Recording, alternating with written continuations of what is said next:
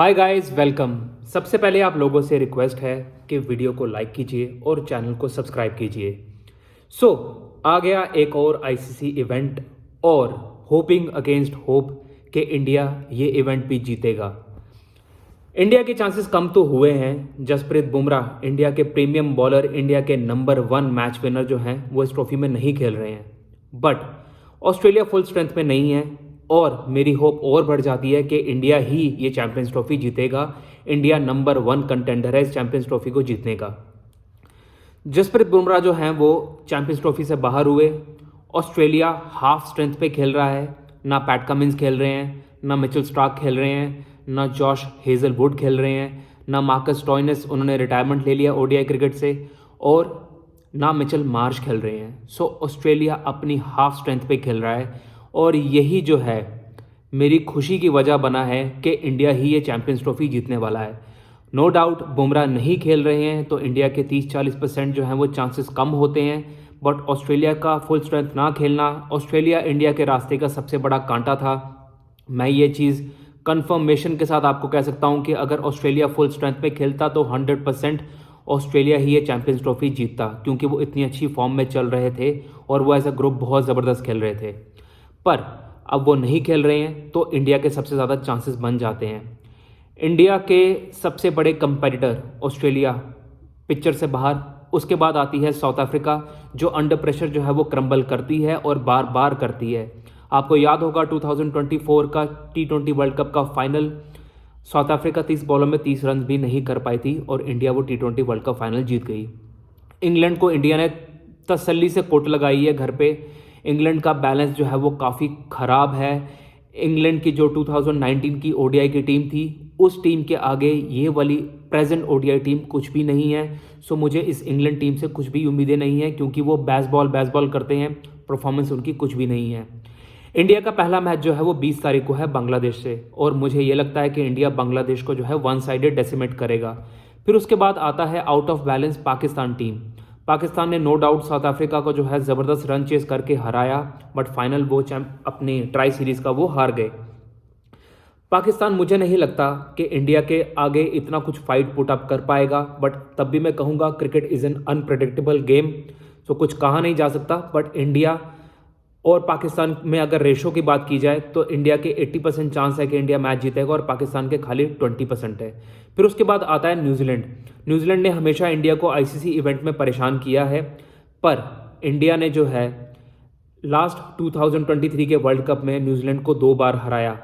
और इंडिया के लिए एक चीज़ जो है वो इंडिया के फेवर में जाएगी कि इंडिया अपने सारे मैच दुबई में खेल रहा है। सो इंडिया प्रॉपरली एक्लेमेटाइज रहेगी। इंडिया को पता होगा वहाँ की पिच कैसा बिहेव कर रही है, आउटफील्ड कैसी है, अगर बैटिंग पहले करनी है तो कैसे कितना टारगेट सेट करना है, अगर बैटिंग सेकंड करनी है तो टारगेट को कैसे चेज करना है। तो इंडिया के फेवर में ये चीज़ें जाती हैं। इन दी एंड फाइनल को मिला के 5 मैचेस हैं।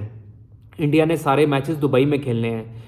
जो भी सेमीफाइनल खेलने के लिए टीम आएगी उसने तब तक दुबई में नहीं खेला होगा और उसको कंडीशंस का उतना प्रॉपरली नहीं पता होगा। इंडिया के फेवर में ये बात भी जाती है। और ये भी हो सकता है कि फाइनल अगर इंडिया पहुंचती है तो कोई ऐसी टीम फाइनल में आएगी जो तब तक दुबई में खेली ही नहीं होगी। सो इंडिया के फेवर में काफ़ी सारी चीज़ें जा रही हैं। नो डाउट बुमराह का ना होना बहुत बड़ा फैक्टर है, बट इंडिया 2023 के वर्ल्ड कप में भी अच्छा खेली थी। शामी बहुत ज़बरदस्त उन्होंने बॉलिंग की थी। शामी जब हार्दिक पांड्या की इंजरी होने के बाद टीम में वापस आए थे उन्होंने ज़बरदस्त परफॉर्म किया था और मैं उनसे एक्सपेक्ट कर रहा हूं कि वो अपना बार जो है वो रेज करेंगे। मुझे लगता है कि इंडिया फास्ट बॉलिंग में टू स्टार्ट विद अर्शदीप और शमी के साथ जाएंगे। तीसरे fast bowling option Hardik Pandya, Kuldeep Yadav, फिर उसके बाद रविंद्र जडेजा और अक्षर पटेल जो है वो बैटिंग और बॉलिंग ऑलराउंडर आपको उनको कह सकते हो। मैं तो चाहता था कि इंडिया वरुण चक्रवर्ती को खिलाए, बट उसके चांसेस मुझे कम लग रहे हैं। इंडिया की बैटिंग जो है वो सही टाइम पे पीक कर रही है। रोहित शर्मा एक सेंचुरी कर चुके हैं तो उनका कॉन्फिडेंस बेटर हुआ होगा। शुभमन गिल जो है वो इंग्लैंड के अगेंस्ट जो है वो मैन ऑफ द सीरीज़ रहे, सो उनका भी कॉन्फिडेंस ऊपर गया होगा और उनका ये प्रेफर्ड फॉर्मेट है। विराट कोहली ओडीआई के किंग हैं तो उनके बारे में कहने का कुछ ज़रूरत ही नहीं है, उनका ये लव फॉर्मेट है। श्रेयस अय्यर इन सभी बैट्समैन में से सबसे ज़्यादा एश्योर्ड और सबसे अच्छे दिख रहे हैं। ऐसा लग रहा है वो अपनी लाइफ की बेस्ट क्रिकेट खेल रहे हैं इस टाइम पे। फिर उसके बाद आते हैं अक्षर पटेल, जिनका एक रेजरेक्शन, एक उनकी अपराइज हुई है एज अ बैटर, और वो बहुत अच्छा खेल रहे हैं इस टाइम पे, चाहे वो फास्ट बॉलिंग हो चाहे स्पिनर्स हो, बहुत एश्योरिटी दिख रही है उनकी बैटिंग में। फिर उसके बाद आते हैं केएल राहुल या ऋषभ पंत। दोनों, ऋषभ पंत ज़्यादा अच्छे कीपर हैं और केएल राहुल ज़्यादा अच्छे बैटर हैं ओडीआई क्रिकेट में, उनके स्टैट्स तो यही कहते हैं। उसके बाद आते हैं जडेजा, जिनकी बॉलिंग बेटर हुई है, पीछे उनकी बॉलिंग थोड़ी डाउन हुई थी, बट इंग्लैंड के अगेंस्ट उन्होंने बॉलिंग अच्छी की है, और अगर वो 2013 की अपनी चैंपियंस ट्रॉफी की बॉलिंग वाली परफॉर्मेंस को रिपीट कर पाए तो इंडिया की बल्ले बल्ले है। सो चांसेस इंडिया के बहुत ब्राइट हैं।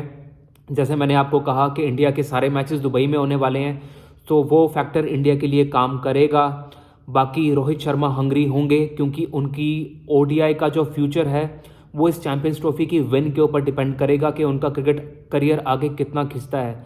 And I hope as an Indian cricket fan, as a cricket fan, कि इंडिया ज़बरदस्त क्रिकेट खेले। इंडिया, और एक चीज़ और है कि इंडिया ने जैसे 2023 के फाइनल में पिच इंडिया ने अपने हिसाब से प्रिपेयर करवाई थी और वो इंडिया को बैकफायर कर गई। यहाँ पे ऐसा कुछ भी नहीं होने वाला, यहाँ आईसीसी पिचेस प्रिपेयर करेगी, और इंडिया हमेशा ओवरसीज़ में जब आईसीसी इवेंट होते हैं इंडिया अच्छा करती है। 1983 वर्ल्ड कप विन इंग्लैंड में, फिर उसके बाद 2007 साउथ अफ्रीका में, फिर उसके बाद 2013 इंग्लैंड में, फिर उसके बाद 2024 वेस्ट इंडीज़ में। सो इंडिया के फेवर में ये चीज़ें जाती हैं। जब इंडिया सिर्फ क्रिकेट के ऊपर ध्यान दे के क्रिकेट खेलता है और अच्छे तरीके से खेलता है, इंडिया जीतता है। और मुझे ये लग रहा है कि इंडिया के रास्ते का सबसे बड़ा कांटा ऑस्ट्रेलिया जो है वो हाफ स्ट्रेंथ पे खेल रहा है। So India is the number 1 contender, और मुझे लगता है कि इंडिया ये चैंपियंस ट्रॉफी जीतने वाला है। Okay guys, thank you for watching, and please like, share और सब्सक्राइब, और अपने भी कमेंट्स और अपने भी व्यूज़ मुझे जो है कमेंट सेक्शन में ज़रूर बताना कि आपको क्या लगता है कि इंडिया के चांसेस कैसे हैं। Thank you.